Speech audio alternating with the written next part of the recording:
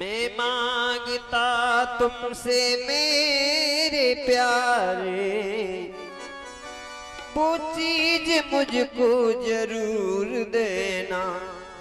मिले जमाने की सारी खुशियाँ मगर न मुझको गरूर देना। मिले जमाने की सारी खुशियाँ मगर न मुझको गरूर देना। मैं मांगता तुमसे मेरे प्यारे, मैं मांगता तुमसे मेरे प्यारे, वो चीज मुझको जरूर देना। मिले जमाने की सारी खुशियाँ मगर न मुझको गरूर देना। मिले जमाने की सारी खुशियाँ मगर न मुझको गरूर देना।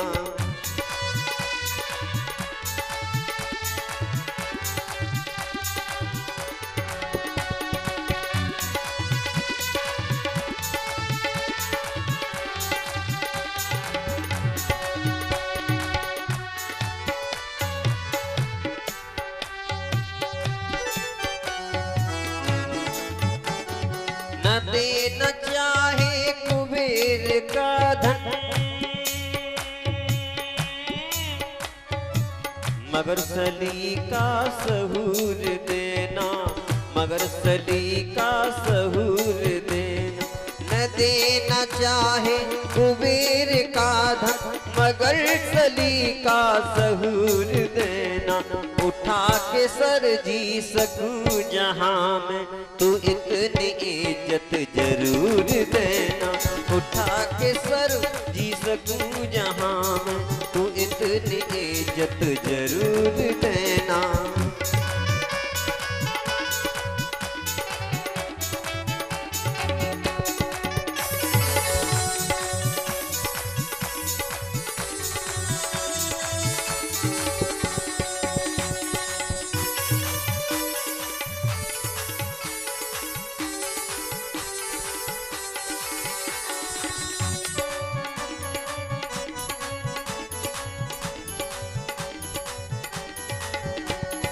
तुम्हारी रहमत सदा ही बरसे, हजार सुख भोगूं इस जहां के, हजार सुख भोगूं इस जहां के, हजार सुख भोगूं इस जहां के। अमीर बन के हंसूं किसी पे, अमीर बन के हंसूं किसी पे, न इतना मुझको गरूर देना। अमीर बन के हंसूं किसी पे, न इतना मुझको गरूर देना। मैं मांगता तुमसे मेरे प्यारे, मैं मांगता तुमसे मेरे प्यारे, वो चीज मुझको जरूर देना। मिले जमाने की सारी खुशियाँ मगर न मुझको गरूर देना। मिले जमाने की सारी खुशियाँ मगर न मुझको गरूर देना।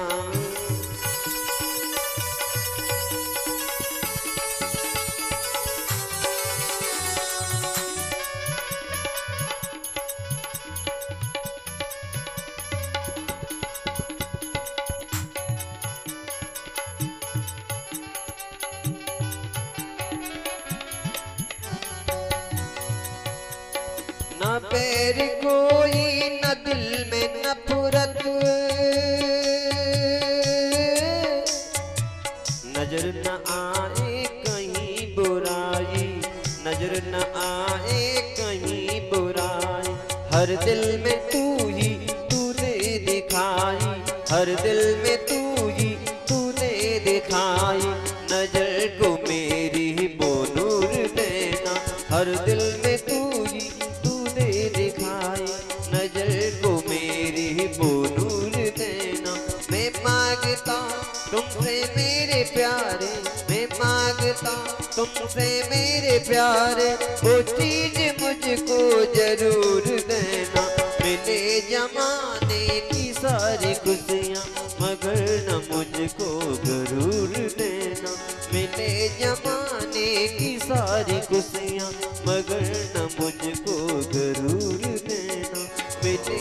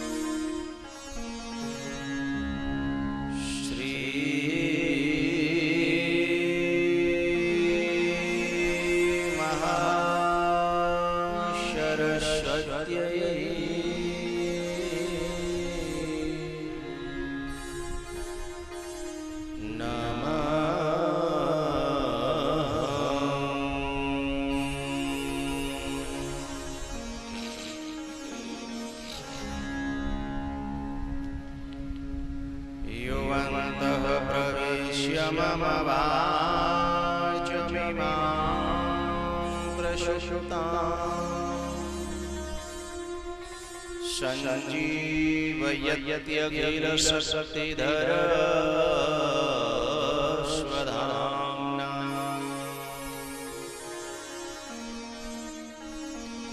अन्याश्च हस्तचरणश्रवणत्वगादि प्राणान्नमो भगवते पुरुषाय तुभ्यम्।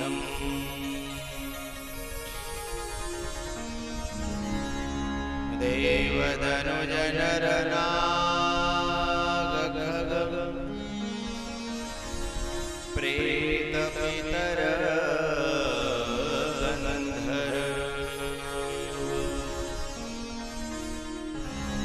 वन्दं किन्नररजनिचर कृपाकरहु अवशर।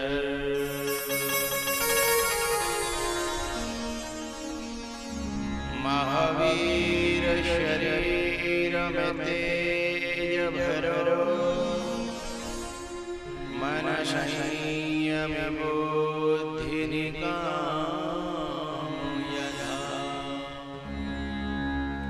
निर्भय विचरूं भूमंडल में सबही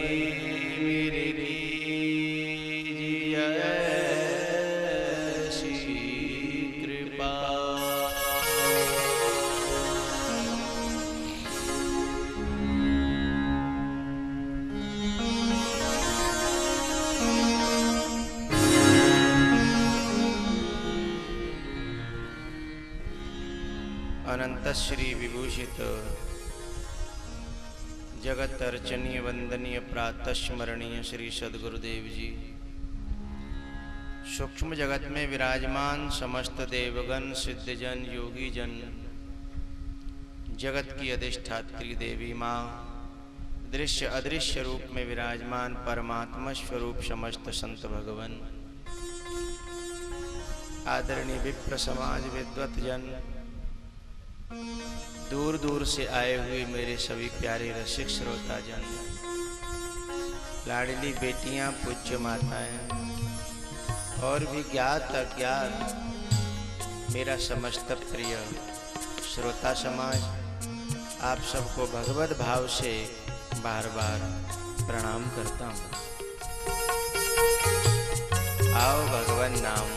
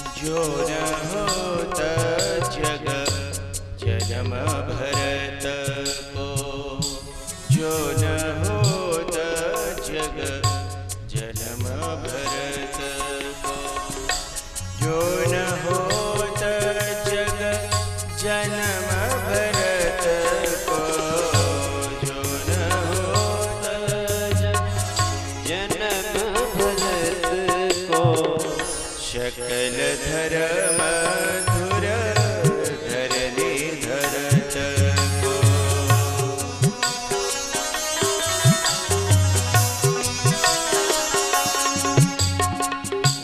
सकल धर्म धुर धरनी धरत को, सकल धर्म धुर धरनी धरत को।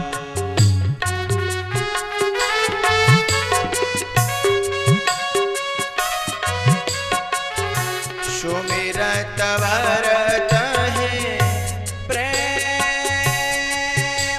राम को, सुमिरत भरत है प्रेम राम को, सुमिरत भरत है प्रेम राम को, जेहि न सुलभ तेहि शरीष राम को, जेहि न सुलभ तेहि सरिस बाम को, सुमिरत भरत है प्रेम राम को, सुमिरत भरत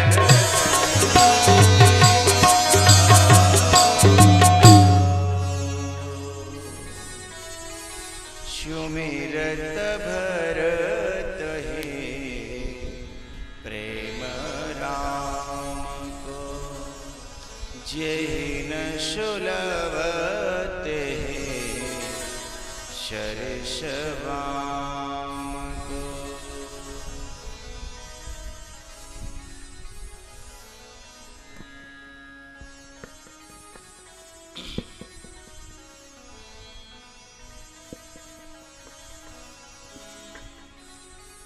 भैया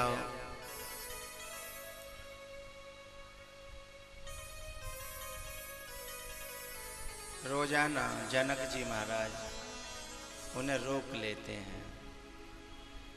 दशरथ जी तो जगते ही तैयारी करते हैं चलने की, लेकिन न तो साकर डाल के रोकते हैं, न गेट बंद करते हैं। एक ऐसी जंजीर है जिसमें कोई बंध जाए तो फिर उसे तोड़ना बड़ा मुश्किल है। हाँ?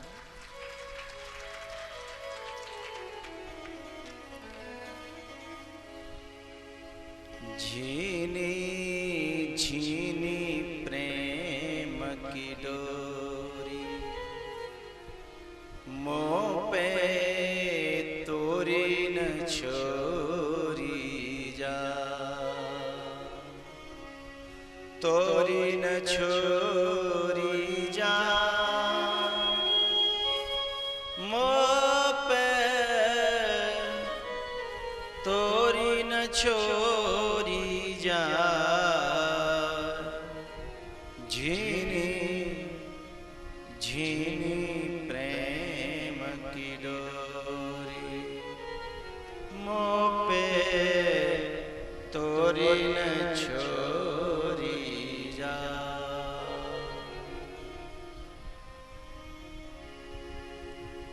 ये एक ऐसी जंजीर है, एक ऐसी रस्सी है,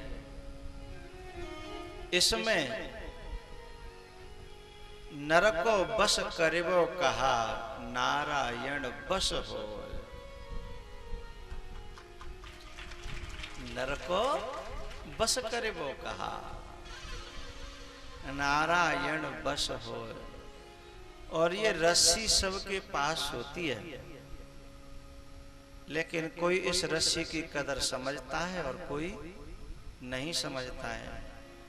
किसी के पास बहुत ये रस्सी कमजोर होती है, किसी के पास थोड़ी मजबूत होती है, और सबसे ज्यादा मजबूत ये रस्सी भरत जी के पास थी। इतनी मजबूत किसी के पास हुई नहीं आज तक।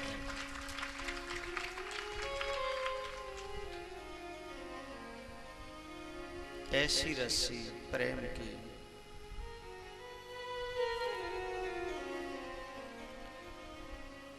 सारा संसार बांधा जा सकता है, सारी दुनिया बांधी जा सकती है, तीनों लोक बांधे जा सकते हैं, लेकिन ये रस्सी सबके पास है तो फिर सब लोग बांध क्यों नहीं लेते? दुनिया को, संसार को क्यों नहीं बांध लेते?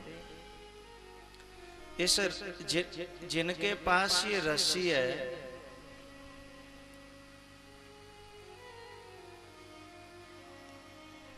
कुछ लोगों ने तो रस्सी को जर्जर कर दिया है अपनी को। संसार में बांधवे की तो बात छोड़ो, खुद की औलाद नहीं बनती है, रस्सी बेकार हो गई है। कैसे? ये जो प्रेम की रस्सी है ना, ये नफरत से जर्जर हो जाती है, द्वेष से जर्जर हो जाती है, ईर्ष्या से तो सड़ ही जाती है।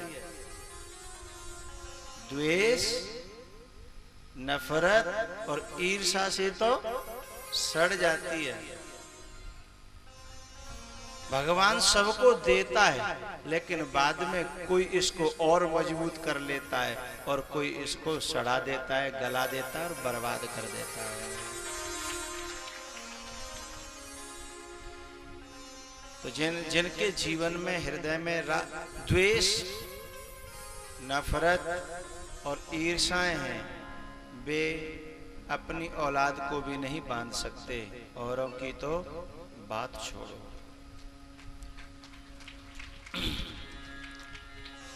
रहमन धागा प्रेम का, मत तोरो चटकाए, और टूटे पीछे ना जुरे, यदि जुरे तो गांठ पर जाए।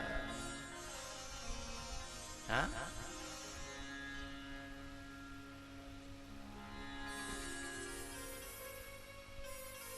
ऐसी रस्सी से जनक जी ने दशरथ जी को बांध दिया।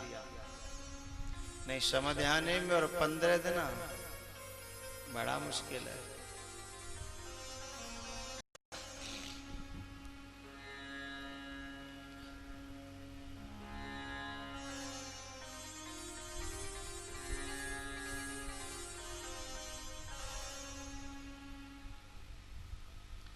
एक सखी ने कहा,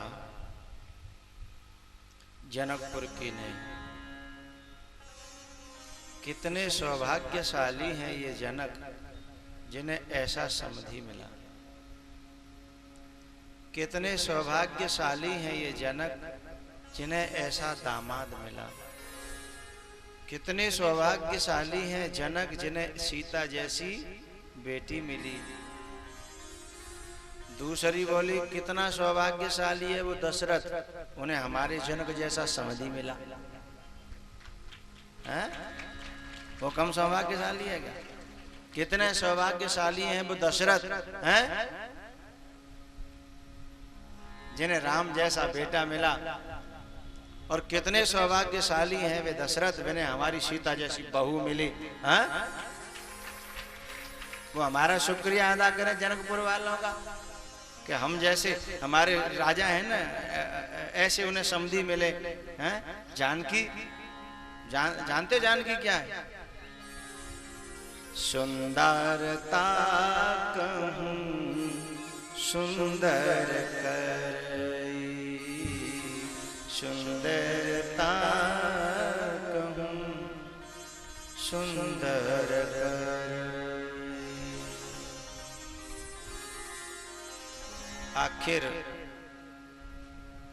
कल हमने बात छोड़ी थी कि जानकी जी बैठी हैं और उनकी माँ और सखियां बैठी हैं।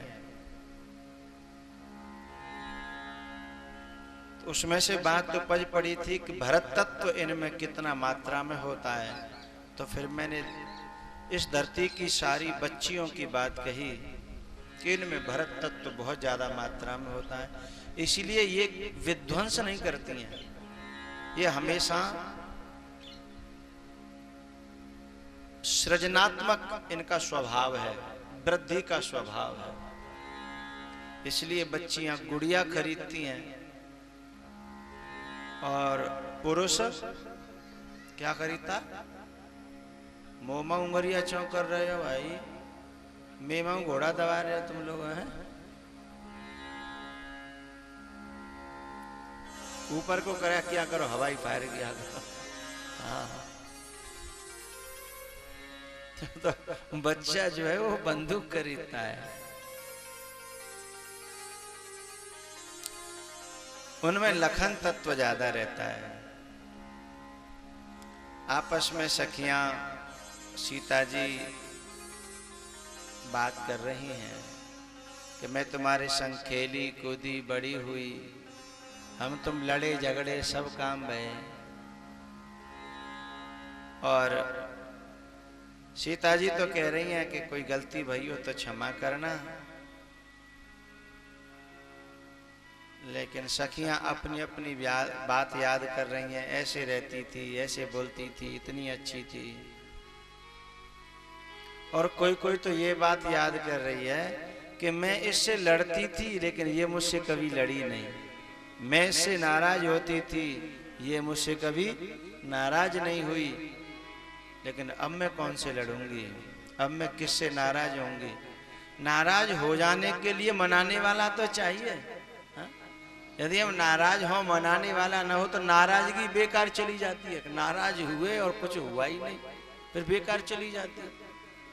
इसलिए कुछ सोच रही है कि हम नाराज होती थी, मना तो लेती थी कम से कम, अब तो नाराज भी होने का बहाना खत्म हो जाएगा।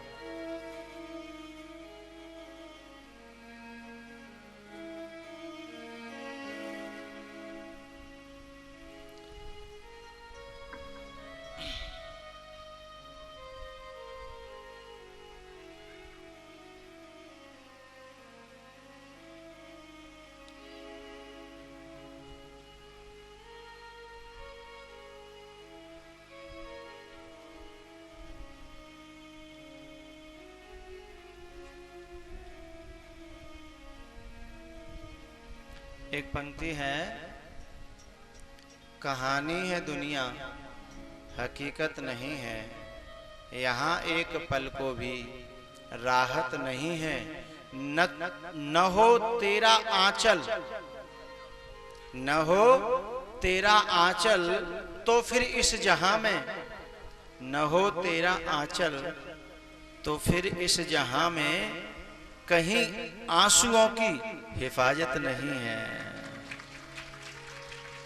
तुम जब मेरे आंसू आए तुम पहुंच दो तो मेरे आंसू भी धन्य हो जाते हैं, लेकिन तुम पहुंचने वाले हो ही नहीं तो मेरे आंसुओं की तो कहीं कोई हिफाजत, कोई कदर, कोई फायदा होगा ही नहीं। न मंदिर, न मस्जिद, न पूजा, न नवाजें, न मंदिर, न मस्जिद, न पूजा, नवाजें, तुझे देखना क्या इबादत नहीं है। मेरी तो यही पूजा है, मेरी यही बंदगी है, मेरी यही नवाज है।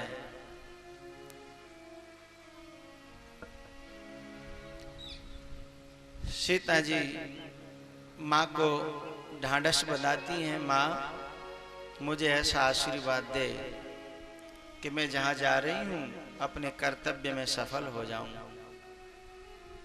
और सीता जी की माँ भी समझाती है, बेटा सासु ससुर गुरु सेवा करे हो, पति रुख लखिया यशु अनुसरे हो, पति रुख लखिया यशु अनुसरे हो।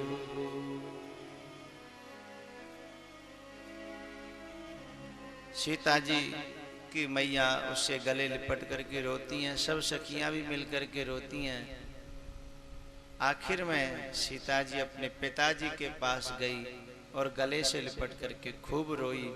और ऐसा ज्ञानी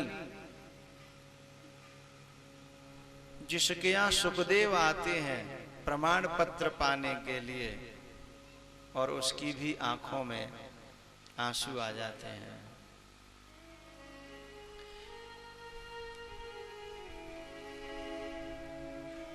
समय आने पर कभी जनक की चर्चा करेंगे। जो भरत है ना, भरत तत्व बड़ा विचित्र तत्व है। रामायण के जितने पात्र हैं सुबाहु को छोड़कर लगभग सब में भरत तत्व है। लेकिन यदि जब ये तुलना होगी कि सबसे ज्यादा भरत तत्व किस में है, सबसे ज्यादा भरत तत्व किस में है, जब सबसे ये तुलनात्मक विवेचन किया जाएगा कभी, उसमें मुझे लगता है कि शायद जनक का नंबर पहला आएगा, जिसमें भरत तत्व सबसे ज्यादा मिलेंगे।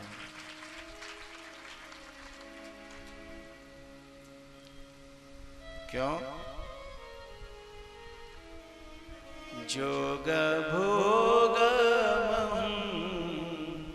राखे गोई, जोग भोग राखे गोई। जनक विचित्र अनुरागी हैं। दुनिया की नजरों में कुछ और हैं और हकीकत में कुछ और हैं। भरत भी ऐसे ही अनुरागी हैं। दुनिया की नजर में कुछ और हैं और हकीकत में कुछ और हैं। दुनिया की नजरों में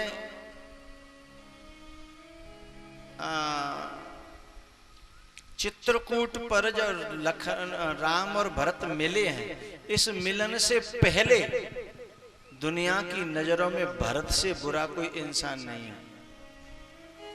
चित्रकूट पर जब राम का मिलन हो गया, उससे पहले केकई और केकई का पुत्र भरत, इन दो से बुरा इस धरती पर कोई इंसान न था।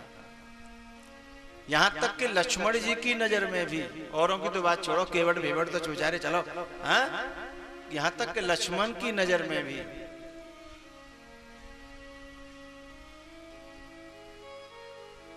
केवटों की नजर में भी, और तो छोड़ो अयोध्या वासियों की नजर में भी भरत से बुरा कोई इंसान नहीं है।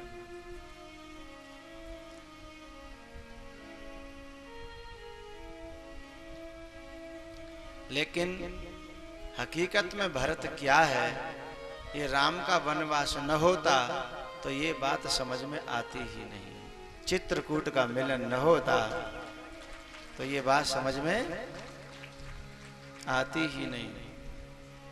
एरी मैया ऐसी आप में कुछ माताएं होंगी जिन्होंने मठा बिलो दही बिलोई होंगी, मठा फेरे होंगे। आते दो चार के नहीं, हाथ खड़ो करें हो तो, जिन्होंने धर्रक मर्रक करी हो, हैं ऊपर हाथ करियो देख लो न। अच्छा बहुत कम है, थोड़ी सी हैं। आदमियों में है कोई, हैं जिन्होंने धर्रक मर्रक करी हो, देखा है? अच्छा चलो ठीक है, करने वाले भी हैं दो चार। मैंने खूब करी है, लालच में आकर के। फेरवे के बहाने पीवे को तो मिल लगा तो फटाफट फेरो, पियो, छुट्टी करो।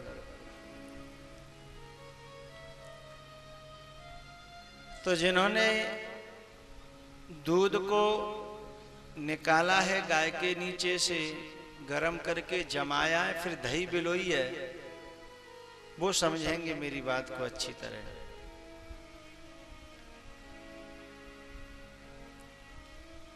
दूध के अंदर घी है, लेकिन दूध ते रोटी नहीं चिपर सकत तुम। घी तो है भाई दूध में, रोटी चिपर ले नहीं चिपर सकत। अच्छा, घी में पूड़ी सेकती है, दूध में सेक ले होगे? नहीं सेकेंगे। है ही मैया, दूध में सेक ले होगी पूड़ी? क्या घी तो है ही बाम, घी तो है, पर बाम में पूड़ी नहीं सेकेंगे। तो जब ये प्रक्रिया जितनी पूरी है घी निकालने की, वो जब पूरी नहीं हो जाएगी तब तक वहां पूरी नहीं सेकेंगे।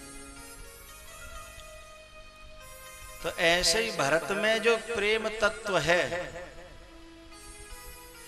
जैसे दूध में माखन, ऐसे ही भरत में जो प्रेम तत्व है, तो पहले भरत को गर्म किया गया है।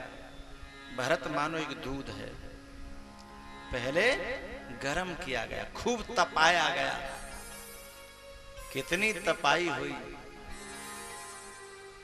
ननिहाल के यहाँ भेज दिया कि तप बेटा, जा नानी के जहाँ रहे हैं। एक आध हफ्ता नहीं, एक आध महीना नहीं, एक आध कई साल तक वहां रुकना पड़ा, तप गर्म होगा दूध। हाँ,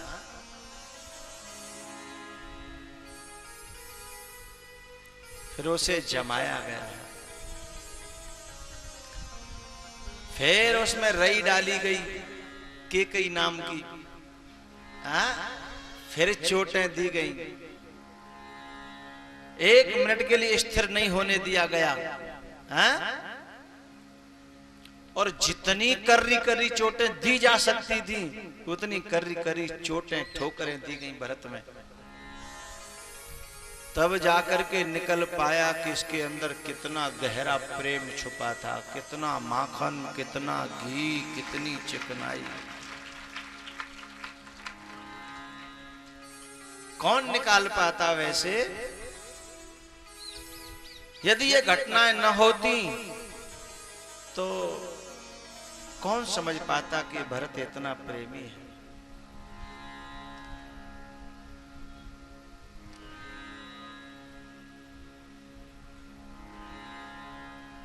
सीता जी अपने पिता के गले से लटकी और जनक जी के आंखों में प्रेम की धारा फूट पड़ी।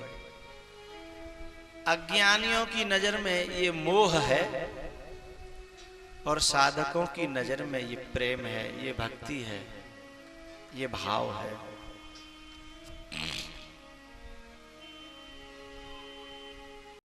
मिटी महामरजाद ज्ञान की। जनक जी ने भी बेटी को समझाया कि बेटा ऐसे रहना, ऐसे रहना। और सीता जी की विदाई वहां से हो रही है।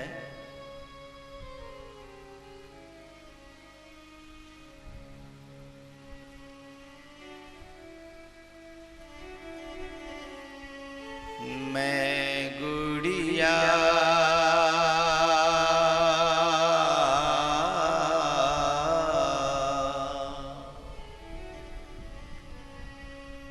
तेरे आंगन की, मैं गुड़िया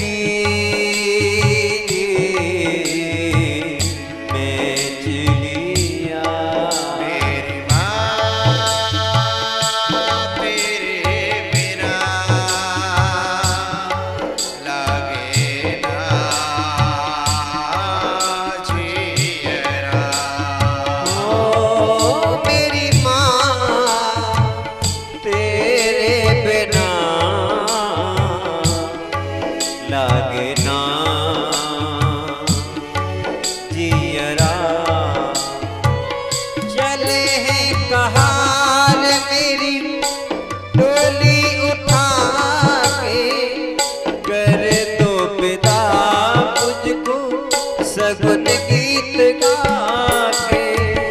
याद ना सताए तेरे, याद ना सताए तेरे, याद ना सताए तेरे लाड़न की बेगुड़िया। तेरे माँ तेरे बिना लगे ना जियरा। ओ मेरी माँ तेरे बिना लागे ना जियरा। बाबुल माँ को धीर बधाओ, रो रो करना हमको रुलाओ। कसम तुम्हें इन, कसम तुम्हें इन, कसम तुम्हें इन असुवन की मैं चिड़िया।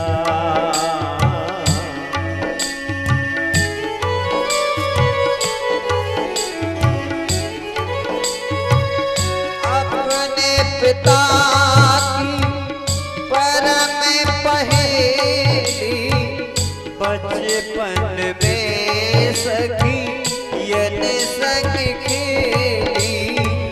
याद ना सताए तेरे, याद ना सताए तेरे, याद ना सताए तेरे लालन की मैं चिड़िया। मैं चिड़िया तेरे बागन की मैं चिड़िया। तेरी माँ तेरे बिना लगे ना जियरा। ओ मेरी माँ तेरे बिना लागे ना जियरा।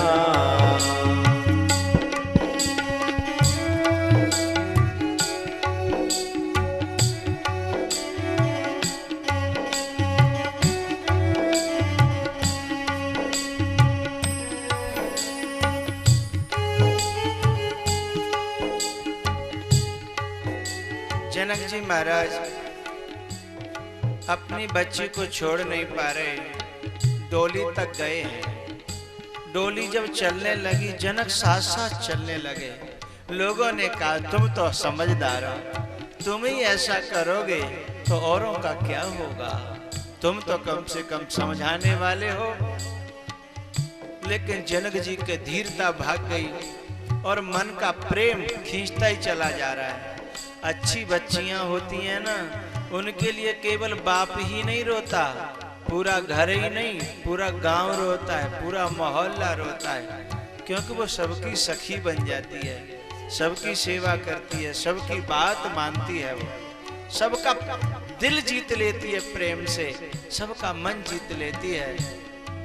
जैसे तैसे लोगों ने जनक जी महाराज को और वहां से हटा करके जब ले आए आंगन में, तो आंगन में अकेले पा रहे हैं अपने आप को, और दुनिया वालों से कहने लगे भैया बेटियों से कभी मन मत लगाना, इनको तो एक न एक दिन जाना ही होता है। लेकिन बेटियों से मन लगाता थोड़ी है कोई, बेटियों से मन तो लग जाता है। वो अपनी सेवा से, अपने स्वभाव से, अपने प्रेम से मन को जीत लेती हैं, मन को एक खींच लेती हैं। जनक जी महाराज पहुंच करके आंगन में और दुनिया वालों से कहते हैं, झूठो थारो प्यार हो बेटिया, झूठो थारो प्यार, झूठो थारो प्यार ओ बहना, झूठो थारो प्यार। छोड़ी अकेला जाती है मुझको, छोड़ी अकेला जाती है मुझको, ये कैसा व्यवहार, झूठो थारो प्यार। ओ मेरी आशा के नूर, ओ मेरी ममता के सुर, कौन मुझे अब भोजन देगा, कौन मुझे अब बिस्तर देगा। छोड़ी अकेला, छोड़ी अकेला, छोड़ी अकेला जाती है मुझको, ये कैसा व्यवहार, झूठा तारा प्यार, झूठा तारा प्यार, झूठा तारा प्यार, झूठा तारा प्यार, झूठा तारा प्यार।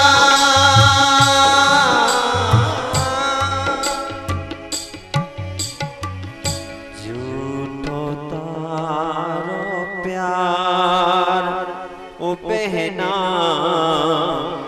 झूठो तारो प्यार, झूठो तारो प्यार ओ बिटिया, झूठो तारो प्यार, झूठो थारो प्यार ओ बहना, झूठो थारो प्यार। छोड़े अकेला जाती है मुझको, छोड़े अकेला जाती है मुझको, ये कैसा व्यवहार, झूठो थारो प्यार। झूठो थारो प्यार ओ बहना, झूठो थारो प्यार।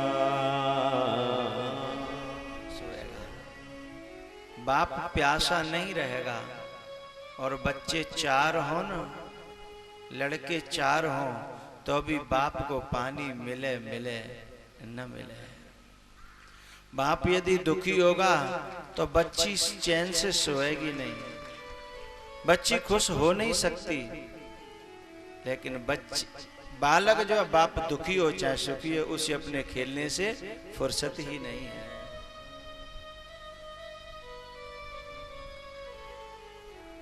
लेकिन एक बात मेरी समझ में आती है, जैसे माँ बाप बालक के हिस्से में आते हैं, ऐसे यदि माँ बाप बच्चियों के हिस्से में आए होते तो शायद इस धरती पर कोई माँ बाप दुखी नहीं होता आज तक। सेवा करने की जिसे इच्छा होती है उसे माँ बाप मिलते नहीं हैं। न तो लड़के में सेवा करने की इच्छा होती है और न लड़के की जो बहू आती है ना उसके अंदर ही सेवा करने की इच्छा होती है। और जिसमें सेवा करने की इच्छा थी वो घर से विदा हो जाती है। लड़की के जाने के बाद सच में देखा जाए तो माँ भी अधूरी हो जाती है और बाप भी अधूरा हो जाता है।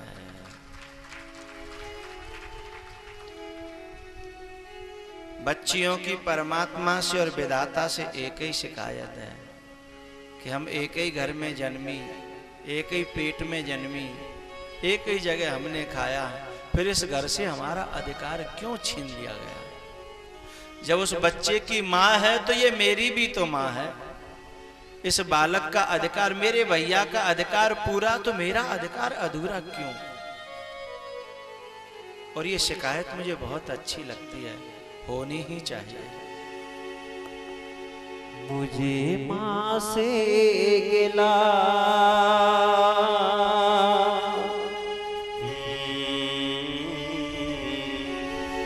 मिला ये ही सिला,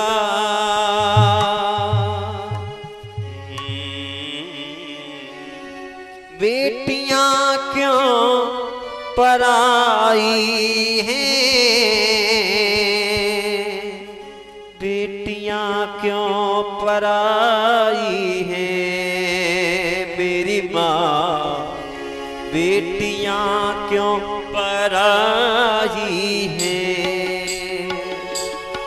मुझे माँ से गिला मिला ये ही सिला, मुझे माँ से गिला मिला ये ही सिला, बेटियां क्यों पराई हैं,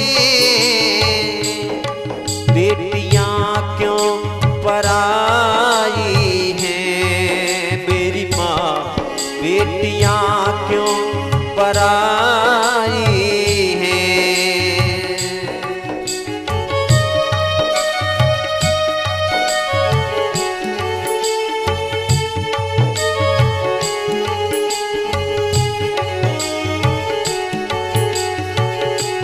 खेली कूदी में जिस आंगन में, खेली कूदी में जिस आंगन में, वो भी अपना पराया सा लागे, वो भी अपना पराया सा लागे। ऐसा दस्तूर क्यों है माँ, ऐसा दस्तूर क्यों है माँ, जोर किसका चला इसके आगे, जोर किसका चला इसके आगे।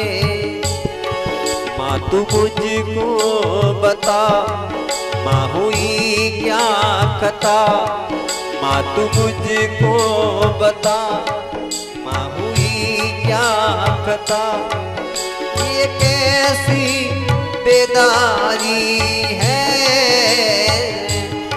बेटियां क्यों पराई हैं, मेरी माँ बेटियां क्यों पराई हैं।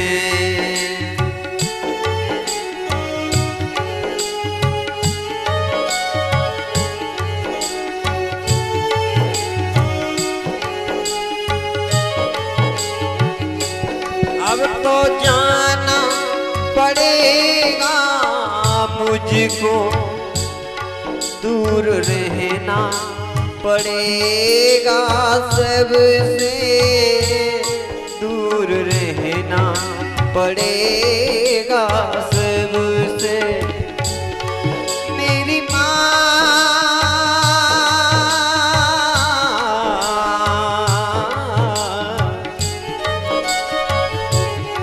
अब तो जाना पड़ेगा मुझको, दूर रहना पड़ेगा सबसे, दूर रहना पड़ेगा सबसे। गलतियां मेरी माँ माफ करना, गलतियां मेरी माँ माफ करना।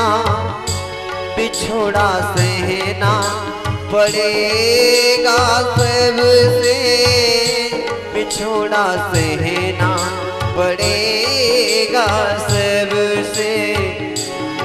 अच्छा चलती हूँ माँ गले से लगा,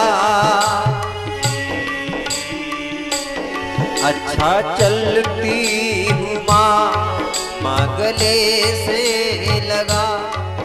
ये कैसी बेदारी है,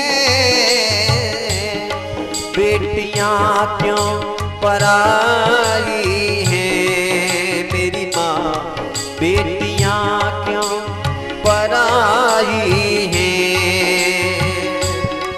मुझे माँ से गिला मिला ये ही सिला, मुझे माँ से गिला मिला ये ही सिला। बेटियां क्यों पराई हैं, बेटियां क्यों पराई हैं मेरी माँ, बेटियां क्यों पराई हैं। अच्छा चलती हूँ माँ गले से लगा, अच्छा चलती हूँ माँ गले से लगा। कैसी प्रीत निभाई है,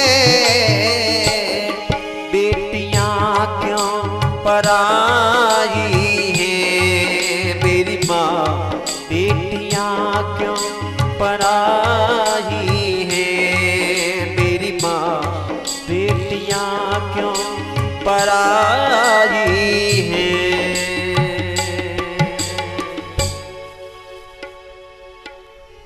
जो बहुत अच्छी बच्चियां होती हैं उनके लिए तो पूरा गांव रोता है। पूरा गांव रोए तो रोए, कोई बात नहीं। ऐसे लोग भी रोते हैं बच्चियों की विदाई में, जिसके लिए आश्चर्य होता है। और ये बच्चियों के अंदर जो भरत तत्व है ना, वही तो रुलाता है। सेवा भाव, समर्पण भाव और प्रेम भाव, वही तो रुलाता है।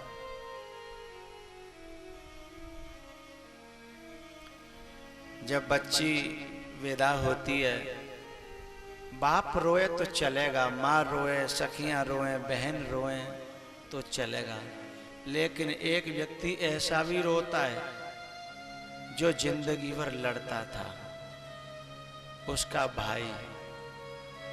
जब उसे वो कंधे पे रख करके जब वो डोली में बिठाने जाता है तो वो उसके कपड़े पकड़ लेती है,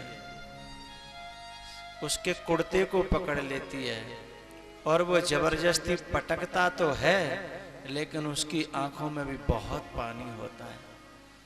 जो दिन और रात लड़ता था, कभी बनती नहीं थी, आपस में लड़ते ही रहते थे। कहता था जाने कब जाएगी यहाँ से। उससे पूछो कि तू क्यों रोया रे, तू तो रोज लड़ता था, तू रोज झगड़ता था, आज तू क्यों रोया।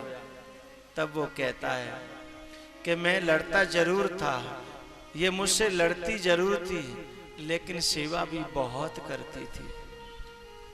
पहले मुझको मनाती थी, फिर मेरे को स्वयं रोटी खिलाती थी, मेरे कपड़ों को धो करके रखती थी। मैं रूठा, मैं नाराज हुआ, मैं लड़ा, लेकिन मैंने मनाया कभी नहीं। मनाया तो हमेशा ऐसी ने, जबकि मुझसे बड़ी थी और मैं छोटा था, हमेशा इसने मुझे मनाया। तो वो रोता है किस लिए? क्योंकि उस बच्ची में जो भरत तत्व था वो उसे प्रभावित करता है और वो रोती है।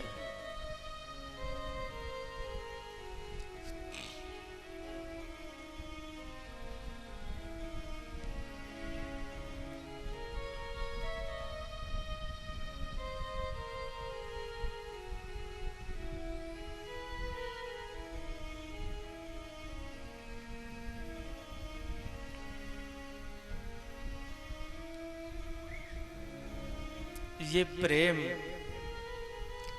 ये भाव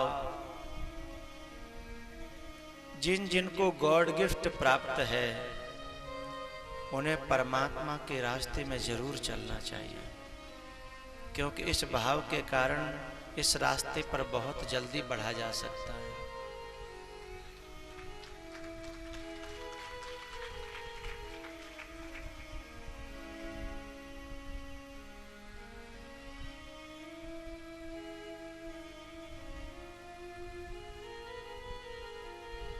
बच्चियों के बारे में बात चली है तो एक बात और कहूंगा मैं।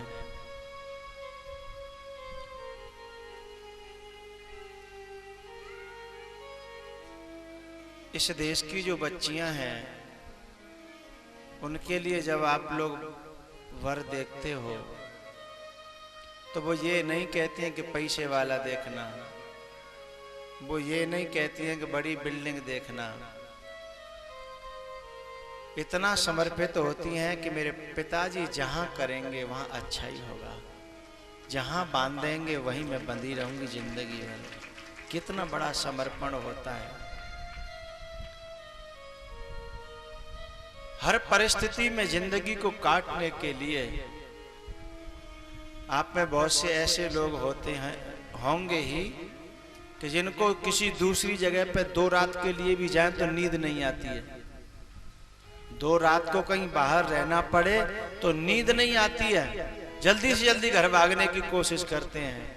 बताओ इनके दिल पर क्या गुजरती होगी कि जिंदगी भर के लिए, 2 रात नहीं, जिंदगी भर के लिए घर से निकाल दिया जाता है, और जहां दूसरी जगह दे दी जाती है वहां जिंदगी भर काटनी होती है और उसके लिए भी तैयार होती हैं।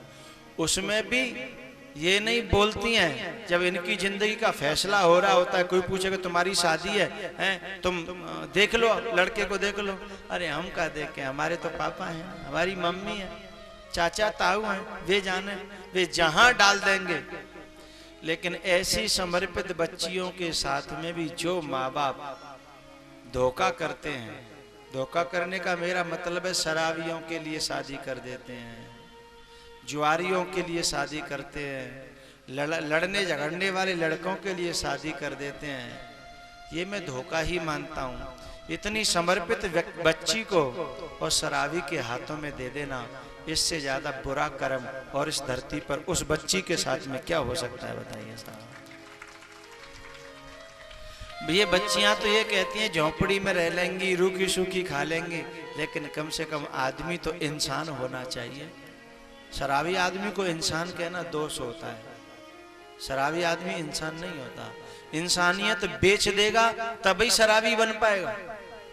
इंसानियत को बेच देगा, शर्म को बेच देगा, पुरखों की ईमानदारी को, दौलत को बेच खाएगा तभी तो शराबी बन पाएगा।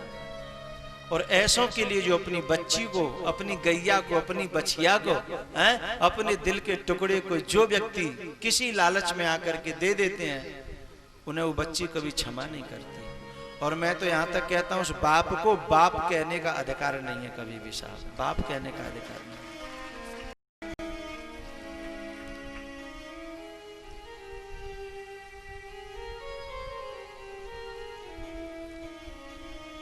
एक बच्ची अपने बाबा से कह रही थी, बाबा आप मेरी शादी करोगे ना? हाँ। मैं बताऊं कहाँ करोगे? हाँ बेटा बता।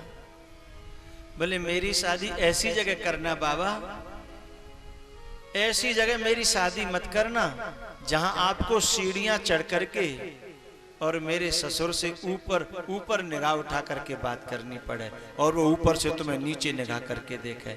ऐसी जगह मेरी शादी मत करना। मेरी शादी ऐसे गांव में करना जहां मंदिर न हो। सोचने वाली बात है ना। मेरी शादी ऐसे गांव में मत करना जहां मंदिर हो। ऐसे गांव में करना जहां मंदिर न हो। बोले क्यों बेटा? बोले मैं मंदिरों में पूजा नहीं करना चाहती, मैं ऐसे गांव में रहना चाहती हैं जहां इंसानों को पूजा जाता हो, जहां मनुष्यों को पूजा जाता हो, जहां इंसान की पूजा होती हो। मंदिरों में जाते जाते तो आदमी पत्थर की मूर्ति पूजते पूजते खुद पत्थर हो जाता है, फिर इंसान मरा पड़ा हो तो अभी वो देखता नहीं, क्योंकि उसकी पूजा को देर हो रही होती है। इतना जड़ हो जाता है व्यक्ति। बाबा मेरी शादी इतनी दूर मत करना कि मेरे पास आने के लिए तुम्हारे पास किराया न बचे। मेरी शादी इतनी दूर मत करना, मेरे पास आने के लिए आपको बकरियां न बेचनी पड़े, हैं? इतनी दूर मेरी शादी मत करना। एक बात और कहिए, बाबा मेरी शादी ऐसे गांव में मत करना जहां कुआं न हो, ऐसे गांव में करना जहां कुआं हो पानी भरने के लिए। बोले क्यों? जिस गांव में कुआं है और जेहर से पानी आएगा तो मेरे भारत की परंपरा पानी भरने की मटकों से, रस्सी से, बाल्टी से वो जिंदी बनी रहेगी, देश की संस्कृति जिंदी बनी रहेगी। भैया तो जो माँ बाप है ना, वो जब लड़की के लिए जगह देखें, बहुत से लोग घर देखते हैं, घर देख रहे हैं, लड़की के लिए घर देख, घर मत देखो, वर देखो, वर। घर देखेंगे, जमीन देखेंगे, मकान देखेंगे। बहुत से तो इतना बड़े बड़े बिल्डिंगों में शादी कर देते हैं कि बेचारी की पोंछा लगाते लगाते, पोंछा लगाते लगाते फिर शाम को आयुडेक्स मलनी पड़ती रीढ़ की हड्डी पर, हैं? शादी करी के जेल कर दे, हैं? अरे छोटी सी कुटिया हो, हैं? घर में एक दूसरे से बहुत प्यार हो। कभी कभी तो ऐसी जगह शादी कर देते हैं लोग कि माँ बेटा में बातचीत नहीं हो रही है, बाप बेटा में बातचीत नहीं हो रही है। जिसमें खुद बाप बेटा में नहीं बन रही, वो तेरी बेटी से कैसे तालमेल खाएगा बता? जिसका खून है उससे नहीं पटरी खा रही है, वो तेरी बच्ची के साथ कैसे जीवन काटेगा? जिस घर में इंसान को इंसान समझा जाता हो, बहुत से परिवार ऐसे होते हैं, बहुत बड़ी बड़ी मकान है, दुकान है, पैसा है, लेकिन घर में शांति नाम की चीज नहीं है, सुख नाम की चीज नहीं है, प्रेम नाम तो है ही नहीं। अपने अपने अहंकार में मरे जा रहे।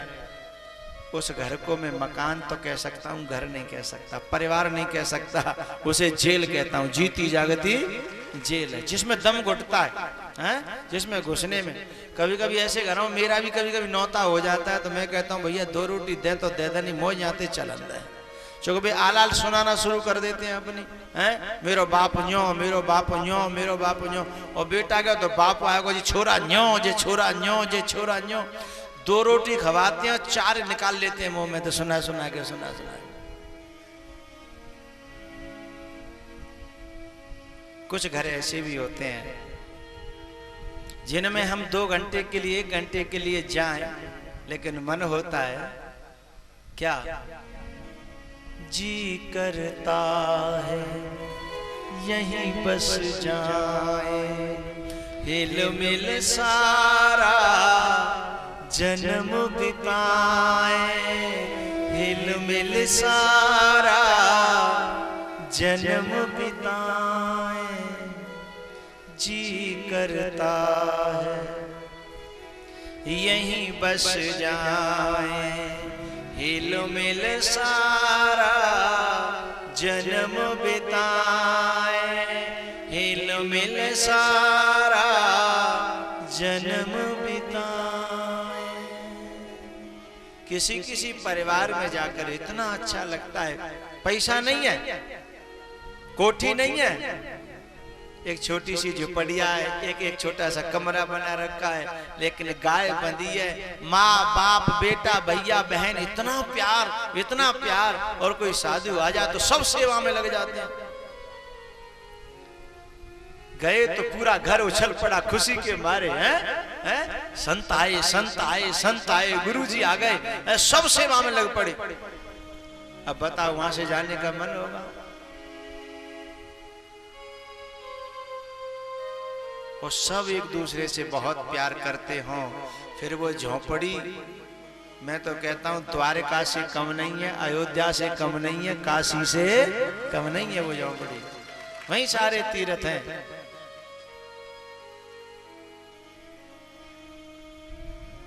और इन बड़ी बड़ी कोठियों में जाओ ना तो फोन करते रहेंगे, बेटा बाबा जी आ रहे हैं, जरा रोटी वोटी खिला देना। बेटा कहेगा पापा मैं तो थोड़ा बिजी हूँ, मम्मी से कह दो, मम्मी कहीं दूसरी जगह गई है। अब बाबा डोल लटकनता बेटा डोलता रहेगा, घंटी बजाते रहे टाय टाय टाय टाय।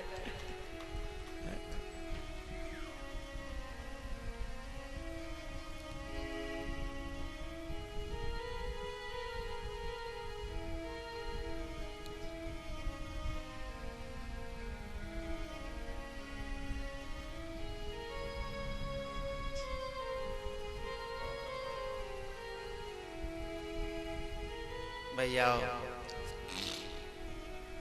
जिस घर में प्रेम हो, जिस घर में भावना हो, जिस घर में भगवान को मानने वाले लोग हों, वहां अपनी बच्ची को भेजना समझ लो तुमने एक अच्छा कर्म कर लिया, अच्छा धर्म कर लिया। सीता जी की विदाई होकर के सीता जी जब अयोध्या में पहुंची तो दशरथ जी महाराज ने सब रानियों को बुलाया और कहा, बधूलर कीनी पर घर आई, राख्यो नयन पलक की नाई, बधूलर कीनी पर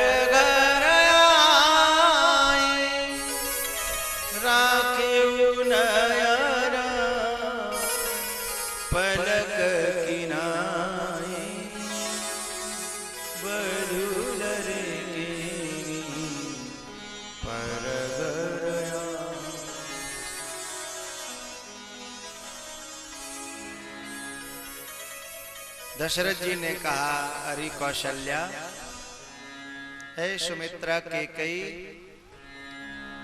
तुम्हारे घर में पराये देश से बच्चियां आई हैं, इनको संभाल के रखना, इनको अच्छी तरह रखना।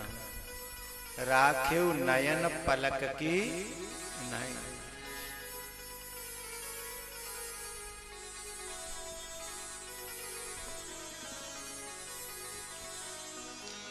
वैसे तो देखो भैया, संसार के बारे में मुझे जानकारी नहीं है, क्योंकि न मैं सास बन्यो, न मैं समदिन बन्यो, न ससुर बन्यो। मैं कोई जानकारी नहीं है, क्योंकि जहाँ तुम भुगते रहे हो तुम ही जानो कैसे का होते हो। मुझे तो चकाचक रोटी मिल जाती है, न मुझे दार के भाव को पता, न चून के भाव को पता, कहाँ ते आ रहे हो, कहाँ ते जा रहे हो। लेकिन थोड़ी बहुत बातें सुन करके मिल जाती हैं तो एक निर्णय तो मेरी समझ में आता, फिर आपको जैसा अच्छा लगे बताऊं।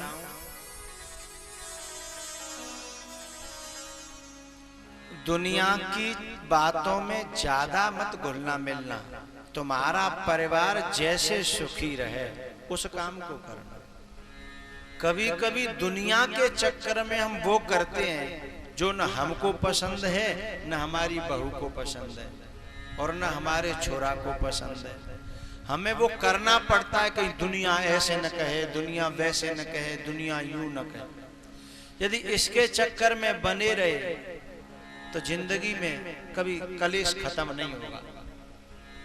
मैं कहना ये चाहता हूं कि जब शादी होती है बच्चे की, बहू आती है तो महीना, 2-4 महीना, 6 महीना, साल खान साजे राखो, ज्यादा मत साजे राखो। अब तुम करवे लायको हाथ पांव चल रहे हैं और वो अपनो करवे खावे लायक है। कछु इतना पहले ही न्यारे कर दो कि भैया तुम खूब अपनो करो खाओ, जैसे रहो तैसे बढ़िया, न मेरो शासन तुम पे न तुम्हारो शासन हम पे। जब मेरे हाथ पांव न चले जब मुझे सेवा की जरूरत होगी तो हम तुम्हें बता देंगे, तब सेवा कर लेना। अभी सेवा की हमें जरूरत ही नहीं है, पहले तो ही वह काम है कर लोगे, जो कल 4 दिन बाद करना है भाई पहले तो ही कर लोगे तो सुखी से रहोगे, क्योंकि दूर रहने से प्रेम बना रहता है। बात सही कह रहे हो तो बताओ, हैं ठीक है क्या ना? हाँ तो अब तुम जा चक्कर में न्यारे नहीं हो, दुनिया का कहेगी, बताओ आमत के बहू न्यारी कर दे, क्या तो बहू में खोट होगा क्या? फिर जाके बोलो बोलो सासू में खोट होगा, ले बनी नहीं साल खाड़ो नहीं बनी है गई न्यारे, दुनिया का कहेगी, दुनिया का कहेगी।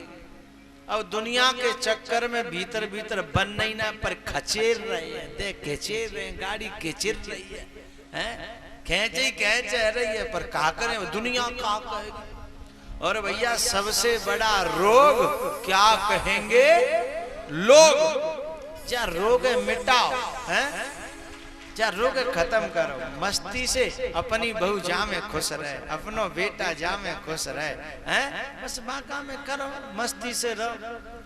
और ज्यादातर बहुएं सीधे यही चाहती हैं, कैसे मुझे सास होते कंटी कटे तो पहले ही कंटी काटे दे ना, काय को बात दिन आन दे रहे हो कंटी काटवे की बहू का है? अरे जब करना तो काम है ही, हैं जब पिट कुट के करो तो फिर फायदा क्या भाई, बातें पहले ही कर लो। अच्छा कच लोग कहते हैं महाराज हम तो खूब कही जा बहुते पची न्यारी होतना और चैन ते मोए रहने देतना, जो कहते हैं महाराज कही तो मैंने खूब पर होती ना जा रही, वो है वे तो डोल रही है पर बुझ चारी है को मैंने अपनी मौत कही तो मुंह पे आ पड़ेगी सब, है कि बहू ने कह दे साहब, यहाँ का मतलब न्यारी को डोल रही होगी तो ने के जबरदस्ती कर करा के कैसे हूँ और बाका में कर लो। दूर से प्रेम बना रहता है, ज्यादा नजदीकी में खटपट होने लगती है। और फिर भैया तुम जानो तुम्हारो, हम तो बाबा बाबा ने की कहा आज न्या बाजी और कल माँ बाजी, हम जैते तो है गए बाबा जी, बात मानो न मानो खुशी आपकी, न मानो खुशी आपकी, बात मानो न मानो खुशी आपकी। हम मुसाफिर हैं, हम मुसाफिर हैं, एक दिन तो रम जाएंगे, बात मानो न मानो खुशी आपकी, बात मानो न मानो खुशी आपकी।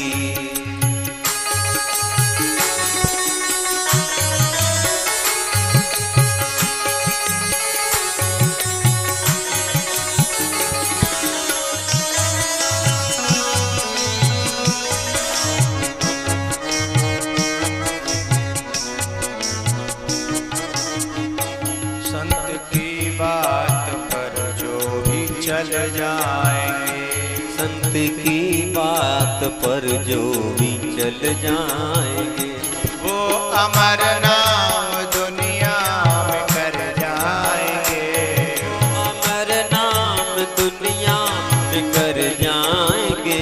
बात मानो न मानो खुशी आपकी,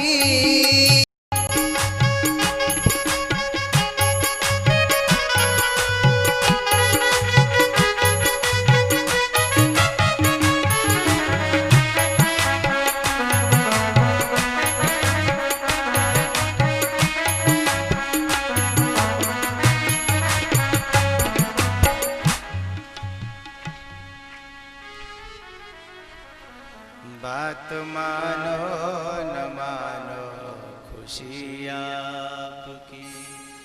हम मुसाफिर हैं, एक दिन तो रम जाएंगे, संत की बात पर जो भी चल जाएंगे, वो अमर नाम दुनिया में कर जाएंगे। बात मानो न मानो खुशी आपकी।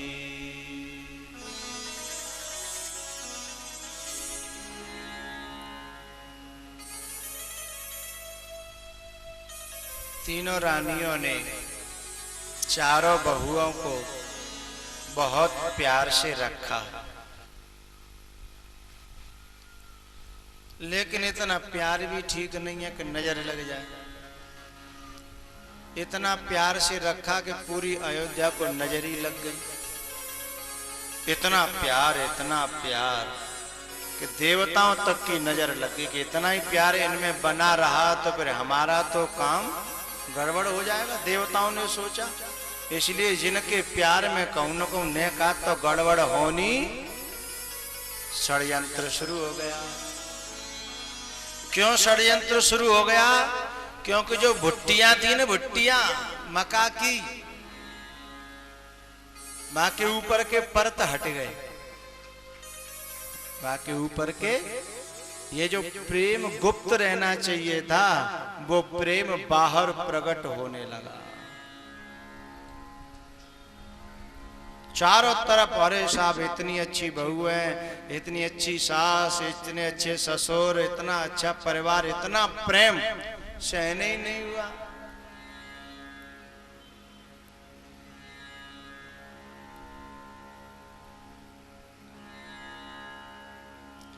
देखी न सके पराए विभूति, ऊंच निवास नीच कर तूती,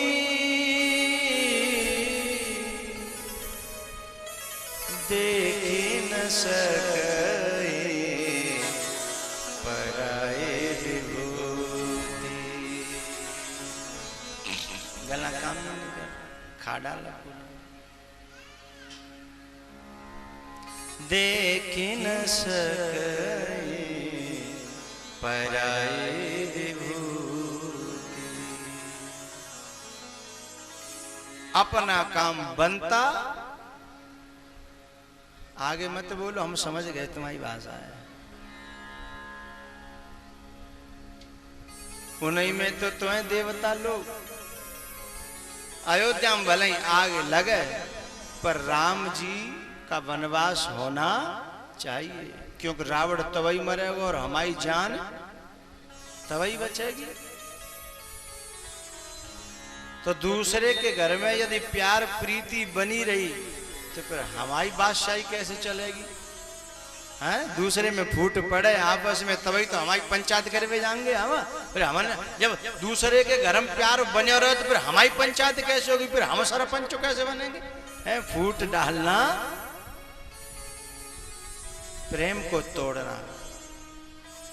चाहे वो प्रेम परिवारों में हो, चाहे वो प्रेम गांव के लोगों में हो, चाहे समाज के लोगों में हो, उसमें फूट डाल करके अपनी गद्दी को सुरक्षित रखने की कोशिश करना। ऐसे लोगों को तुलसीदास जी ने कुछ और ही नाम दिया, ऊंच निवास नीच कर तूती, देखी न सके पराए विभूति।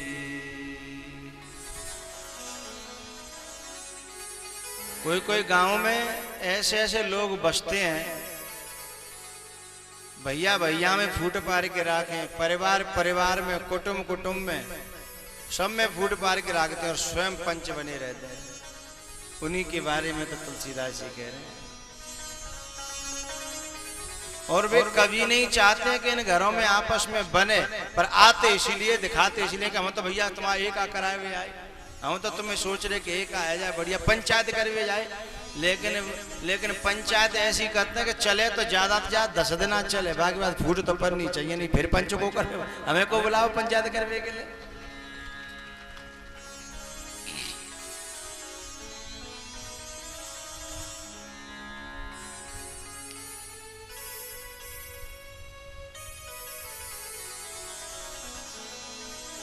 ऊंच निवास नीच कर तूती, देखी न सकहि पराए विभूति।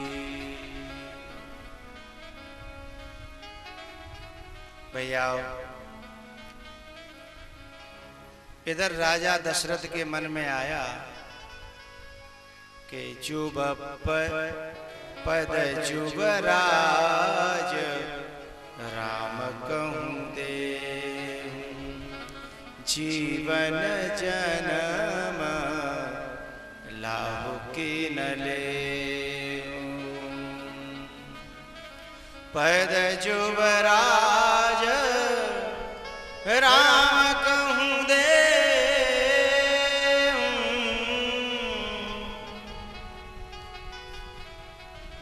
जीवन जन्म लाहु के न ले। गुरुदेव के पास गए। गुरुदेव ऐसा मुहूर्त छांटो कि राम का मैं युवराज पद पर राज तिलक कर दूं। गुरुजी ने कहा जितनी जल्दी कर सको कर डारो, मुहूर्त के चक्कर मत रहो। यूं ना कही कि जे मुहूर्त वो मुहूर्त छाट जाओ ही नहीं।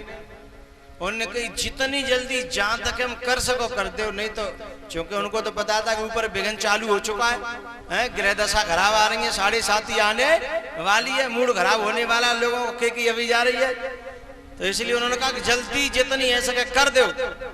लेकिन दशरथ जी महाराज बोले जब तक ढोल नहीं पीटेंगे तब तक कैसे राज तिलक को पे ढोल तो पीटन दो। राज तिलक तो करे नहीं तब तक ढोल बजन लगे। इतने में मंत्रा आएगी जी ढोल काय क्यों बज रहे हैं? बोले राम का राज तिलक होगा। बोले अच्छा ढोल बजे हमारे बिना पूछे, हम देखेंगे कैसे होगा राज तिलक। अच्छा मुझे ऐसा लगता है कि जब मंत्राते न पहले थोड़ी सी परामर्श कर ली होती झूठे को, जिन्हें बड़ी बुआ बनाए दी होती तो शायद ज्यादा विघ्न हो, ये डारती नहीं है। पूछी नहीं भाई तो भाई गुस्सा आवेगी भाई जी कथा हो रही है। और यहाँ बहुत से लोग ऐसे भी तो होंगे जिन्हें बड़ी गुस्सा आ रही होगी कि हम जा समाज के जा जगह के जा गिरवाई के किंग हम, और हम तो पूछी ना जा रही है, तो गुस्सा तो आवे स्वाभाविक है भाई। हैं किंग ऑफ गिरवाई हम और हमसे पूछी नहीं, तो भीतर भीतर गुस्सा तो आ ही रही है। लेकिन चलो माँ तो अकेली मंत्राई भाई पूछ लेते तो बात बन जाती है। अब तो भैया हर घर में किंग है, कौन कौन है पूछे और कौन कौन है मनावे और कौन कौन है खुश करे। हैं हर किंग हर आदमी किंग है।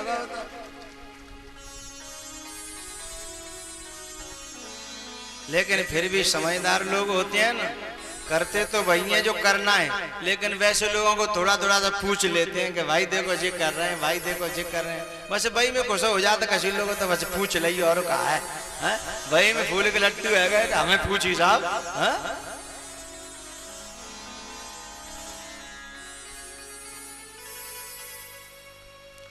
मंत्रा को थोड़ा सा पूछा नहीं, उसने ठान ली के देखते हैं कैसे होगा राज तिलक। कैकई की बुद्धि खराब कर दी और कैकई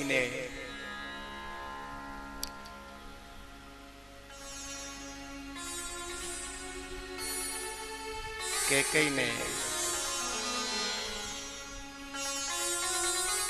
जिन उंगलियों से एक दिन दशरथ की जान बचाई थी, उन उंगलियों का फिर प्रयोग करना चालू कर दिया।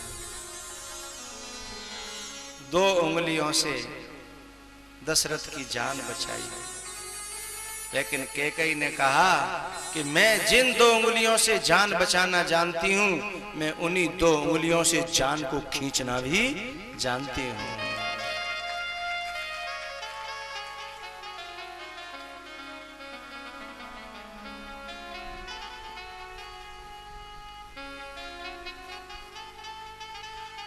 एक बात मैं आपको पहले एक राज की बात खोल दूं।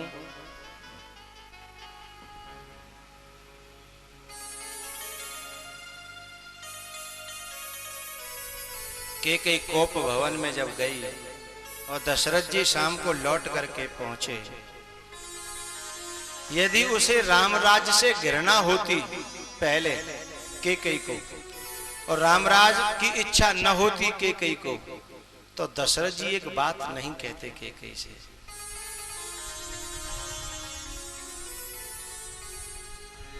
एक बात दशरथ जी ने बड़े राज की कही। यहाँ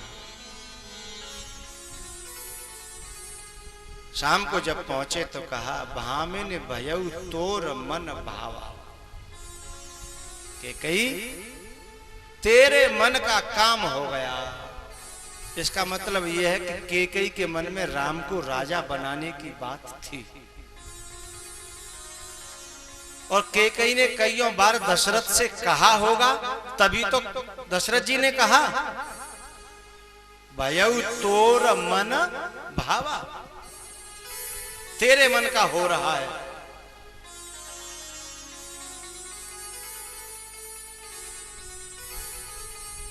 नहीं तो दशरथ ऐसे नहीं कहते, क्योंकि पहले शर्त तो ये थी, राजा केक ने केकई की शादी करते समय राजा दशरथ से ये वरदान मांगा था, ये वर मांगा था, ये वचन लिया था। और ऐसे ही नहीं लिया था, लिखित में लिया था, तांबे के पत्र पर लिया था, और उसमें साइन भी हुए थे वहां के एक पंच के। पूछो तो खोलूं? हाँ जी, तांबे के पत्र पर लिखित में ये बात तय कराई थी राजा केक ने, और उस पर हस्ताक्षर वशिष्ठ के हुए थे उस तांबे के पत्र पर। इसीलिए तो वशिष्ठ कुछ बोले नहीं ज्यादा, बीच में एक ही बात कही, सुनहु भरत भावी प्रबल बिलखि कहिउ मुनिना, हानि लाभ जीवन मरण जस परस विरिहा। वशिष्ठ जी चाहते तो राम राज्य हो जाता, वशिष्ठ जी चाहते तो जो चाहते वो हो जाता। भरत जी ने आकर के पूछा था, गुरुदेव आपने ये ऐसा क्यों कराया? मेरे पिता के न रहने के बाद या मेरे पिता के रहते हुए कम से कम ईमानदारी से काम तो करते, आपने तो बेईमानी कर दी। वशिष्ठ जी बोले कि मैंने क्या बेईमानी कर दी भैया?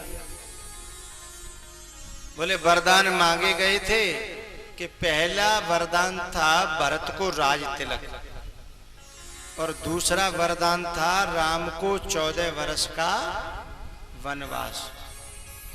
तो गुरुदेव कम से कम एक बात का तो पालन होता कि वरदान जिस क्रम से मांगे गए उस क्रम से वरदानों को पूरा होना चाहिए था।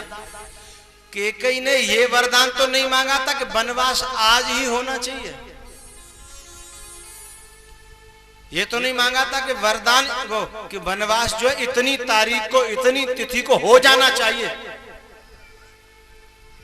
अच्छा, जो पहला वरदान मेरा राज तिलक है और दूसरा वरदान राम का वनवास है, तो कम से कम पहले वरदान को पूरा हो जाने देते, भरत को बुला करके उसका राज तिलक हो जाने देते, उसके बाद राम का वनवास कौन करता ये मैं देखता। फिर अयोध्या में कौन मेरे राम का वनवास कर सकता था?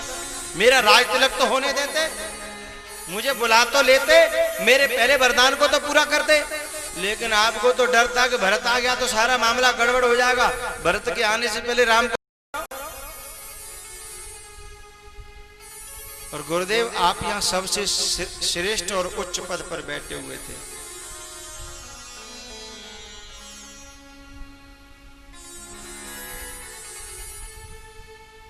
एक ही बात कहती गुरुजी ने कि हानि लाभ जीवन मरण जस अपजस विधिहा।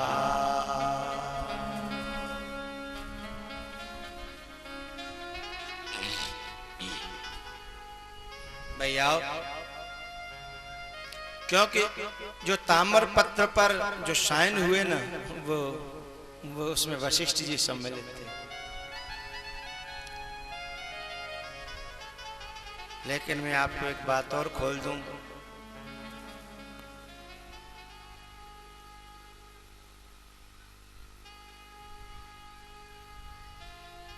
कैकेयी ने राम का प्यार देखकर, राम की महानता देखकर, जो राजा केक ने वचन लिया था उन वचनों को कैकेयी ने खत्म कर दिया था कि मेरे बाप ने जो वचन लिया था कि मेरी कोख से जन्मेगा वो राजा बनेगा, इसलिए मैं उस मत से सहमत नहीं हूं। कैकेयी कहती है महाराज राम को ही राजा बनना चाहिए, राम ही राजा बनने के योग्य है, मैं इसमें पूरी तरह सहमत हूं। कैकेयी ने वो वचन खत्म कर दिया और कहा था कि राम ही राजा बनेगा। इसलिए तो दशरथ जी कहते हैं भामिन भयउ तोर मन भावा, तेरे मन में जो था वही हो रहा है। और आज मैं ऐसा गुरुदेव से कह के आया हूं, लेकिन पीछे पीछे इतनी देर में क्या हो गया दशरथ को कुछ पता ही नहीं था। उधर वशिष्ठ जी महाराज ने आवाज कानों में सुनी कि ये लंगाड़े और ढोल ये बाजे क्यों बज रहे हैं भाई। एक सेवक ने आगे बताया कि दशरथ जी महाराज ने आदेश किया है कि कल राम का राज तिलक होगा, इसलिए हर्ष उल्लास के साथ ढोल बजाए जाएं, बाजे बजाए जाएं, नगाड़े बजाए जाएं। वशिष्ठ जी बोले तो बज गए बाजे, राज तिलक से पहले यदि बाजे बजाए तो फिर दशरथ के बज गए बाजे। मक्का की जो भुट्टिया थी उसके परत अलग कर दिए, प्रेम तत्व खोल दिया, गुण तत्व खोल दिया, दुनिया को पहले खबर कर दी काम होने से।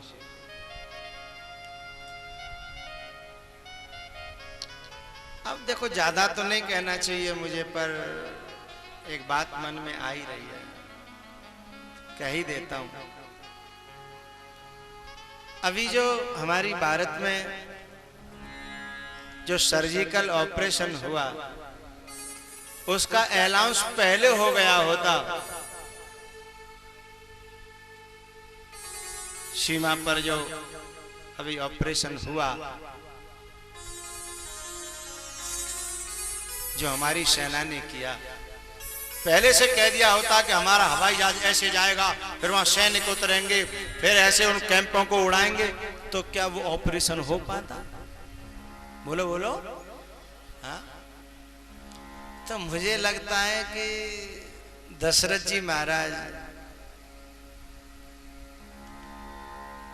उनके बारे में कहा तो कुछ नहीं जा सकता।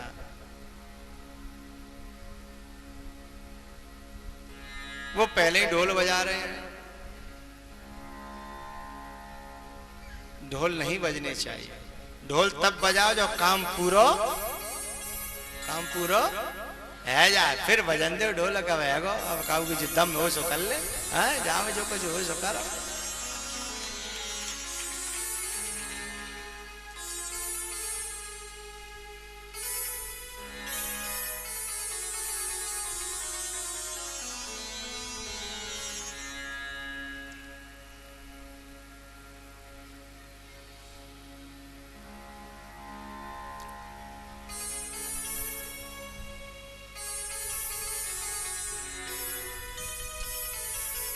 फिर क्या था, वरदान मांग लिए। यदि वो वचन कैंसिल न हुए होते राजा केक के, तो इन दो वरदानों को मांगने की जरूरत ही नहीं पड़ती, क्योंकि वचन तो पहले का है ही, फिर वरदान को मांगने की जरूरत क्या है। ये दो वरदान तो अलग थे, देवताओं की तरफ से युद्ध करने के लिए दशरथ जी महाराज गए थे, इंद्र के साथ युद्ध करने के लिए। तो वहां ये कैकेयी गई थी रथ चलाने के लिए, और युद्ध करते करते रथ की जो कील होती है पहिए के पास में, वो निकल गई। तो कैकेयी ने उसमें उंगली डाल करके और दशरथ के प्राणों की रक्षा करी। दशरथ के प्राणों की रक्षा करी तो दशरथ जी ने कहा कि तुमने मेरी जान बचाई है, मैं तुमको 2 वरदान देता हूं, जो मांगना हो सो मांग लो।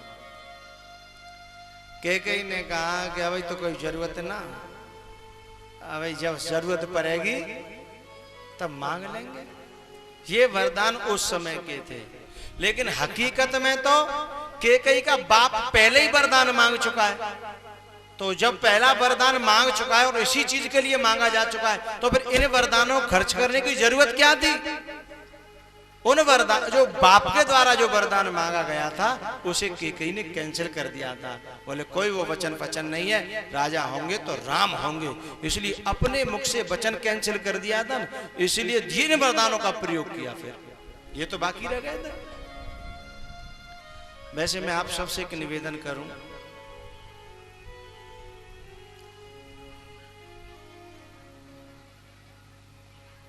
चाहे राजा केक हो चाहे कैकेयी, जो व्यक्ति किसी का भला करे और भले के बदले में किसी को वचनों में बांध ले, ऐसे व्यक्ति का संग में उचित नहीं समझता।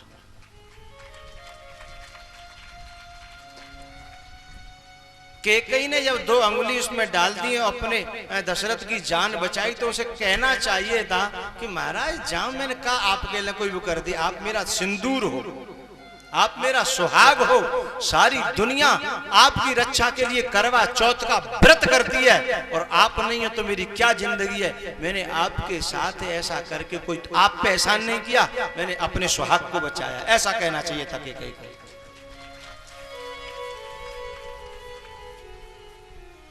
अपने सुहाग की रक्षा करने में भी, इसको मैं आपकी भाषा में कहूं, अंग्रेजी में कहूं तो इमोशनली ब्लैकमेल कहते हैं इसे। क्या? इमोशनली ब्लैकमेल कहते हैं। जो नारी, जो सेवक, जो शिष्य, जो भक्त, जो वचन में बांधे अपने मालिक को, जो वचन मांगे, जो वचन भरवावे कि मुझे वचन दो, मुझे वचन दो, ऐसा आदमी भरोसेमंद नहीं होता। ऐसा आदमी जाने कब इस वचन का कहां प्रयोग करेगा, जाने कब इस बम का कहां प्रयोग करेगा, उसका भरोसा नहीं। क्योंकि वचन मांगने की बात होती तब है जब अविश्वास होता है, कहीं धोखाधड़ी की संभावना रहती है। नहीं तो सीधी सी बात होनी चाहिए थी, महाराज आप क्या बात करते हो, आपने मुझे वचन दिए हैं, इस बात में ही गड़बड़ है क्या? क्योंकि वचन तब लिए दिए जाते हैं जहां परायापन होता है। अपनेपन में कहां वचन होता है, कहां कसम होती है। ये शंका का बीज बोया, भीतर बीज दिखाई दे रहा है इसमें।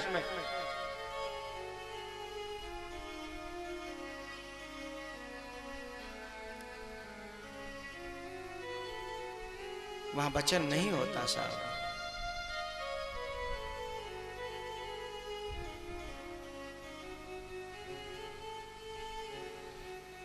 जहां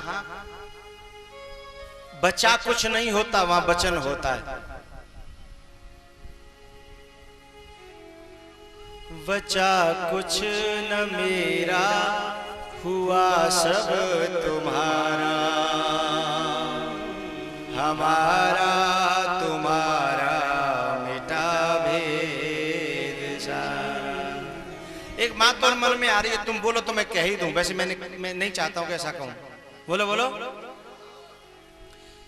इतना ब्लैकमेल किया है कैकेयी ने दशरथ को, हद से ज्यादा। कैकेयी ने दशरथ की जान नहीं बचाई, कैकेयी ने पूरे अयोध्या की जान लेने का षड्यंत्र किया है, पूरी अयोध्या का। सच बात तो यह है कैकेयी ने दशरथ की जान नहीं बचाई। उस समय सती प्रथा का भी चलन था,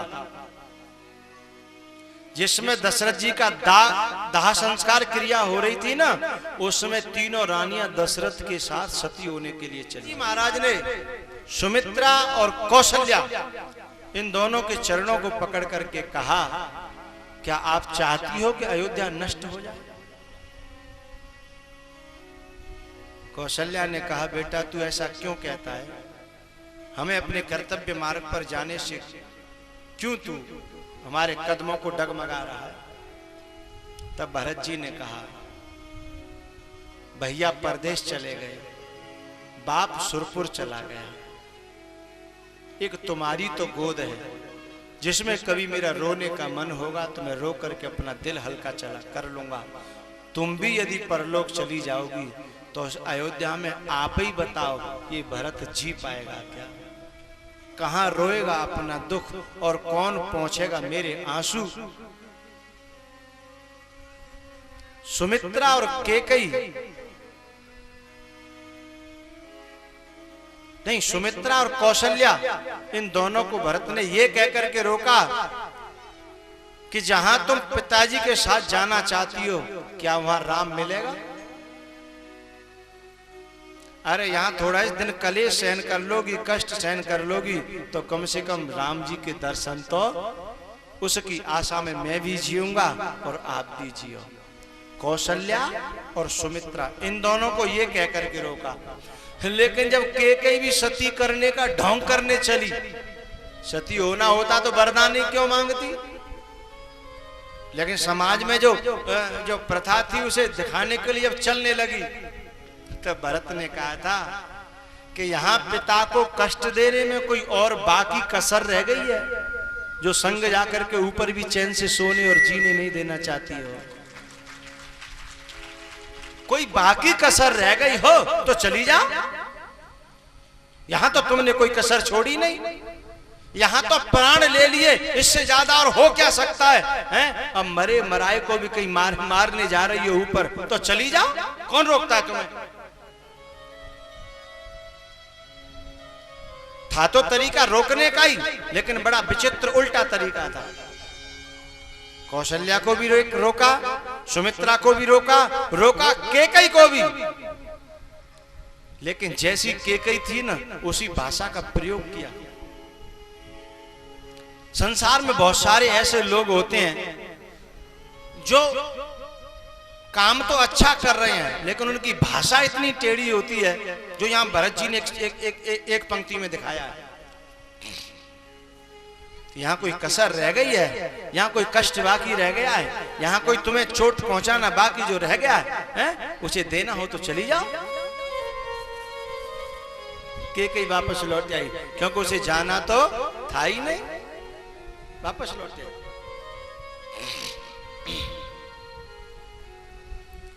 तो दशरथ की जान बचाने का जो केकई का जो पुरुषार्थ था, जो परिश्रम था, उसमें दशरथ की जान बचाना कहां है? केकई की अपनी जान भी तो उसी के साथ में लगी थी। सुरपुर की बात कर रहा हूं, जहां रथ पर बैठ करके गई। अरे भाई, अपनी जान बचाई है, दशरथ की क्या जान बचाई है? दशरथ की जान जाती तो अपनी भी तो जाती, इसमें फिर वचन लेने की बात कहां रह गई? अपनी जान बचाई, अपने पति की जान बचाई, इसमें वचन तीसरा कौन दे रहा है भाई? जब तुम अपनी और अपने पति की जान बचा रहे, दूसरे के लिए तो नहीं कुछ कर दिया, लेकिन वचन ले लिए और रख भी लिए, काम आएंगे हैं? तो जहां पति पत्नी में, गुरु शिष्य में, बाप और बेटा में, स्वामी और सेवक में ये बात होने लगे, तुम मुझे वचन दो, तुम मुझे वचन दो, तुम हाँ करो, ये काम करोगे, तुम एक बार ये हाँ करो, हैं? ऐसा जरूर करोगे। वो व्यक्ति, पत्नी हो, चाहे सेवक हो, चाहे शिष्य हो, चाहे बेटा हो, इनके नाम पर कलंक हुआ करते हैं, जैसे केकई कलंक है।